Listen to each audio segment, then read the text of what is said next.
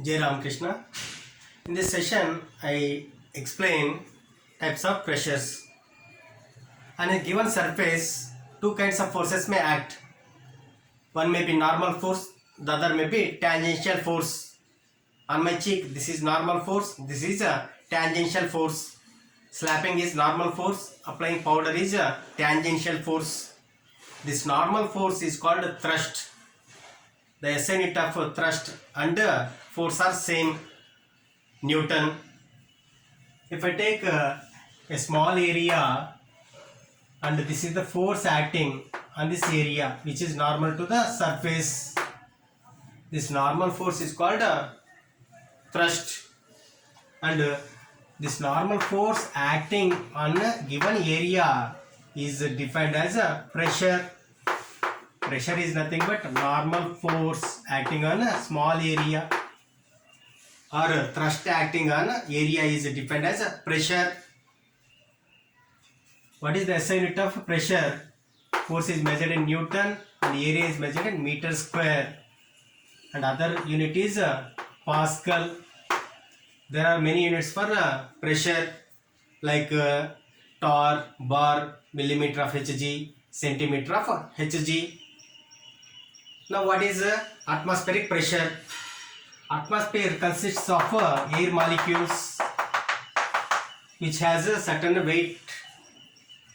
If I consider a small area, on this small area these molecules will be exerting pressure because of collisions.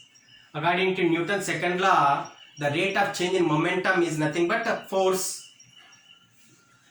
This normal force acting on this small area is defined as atmospheric pressure, which is represented by P naught.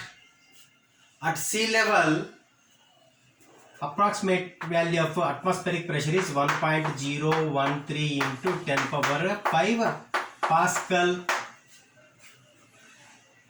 It is also called as 1 atmosphere or 1 ATM.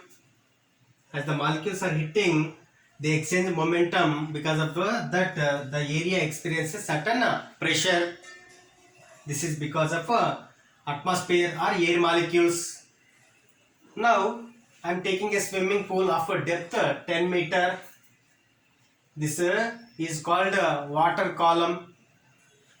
Let us take 2 points A and B. A is on the surface of the swimming pool and B is inside the swimming pool at a depth 10 meter.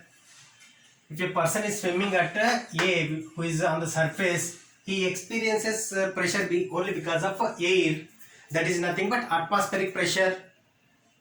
And another person is swimming at 10 meter depth. He experiences pressure because of air column as well as water column. So pressure at B will be more than pressure at A. Pressure at A is nothing but atmospheric pressure.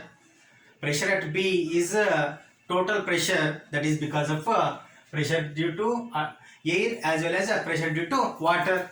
Then pressure at B is because of pressure because of air plus pressure because of water. That is nothing but pressure because of air is nothing but atmospheric pressure, and pressure because of water is called as a gauge pressure. That is pressure at B or total pressure. Pressure at B is nothing but total pressure. Now what is pressure? Gauge pressure. According to principles of physics, gauge pressure is the pressure above or below the atmospheric pressure. Here at A only there is atmospheric pressure.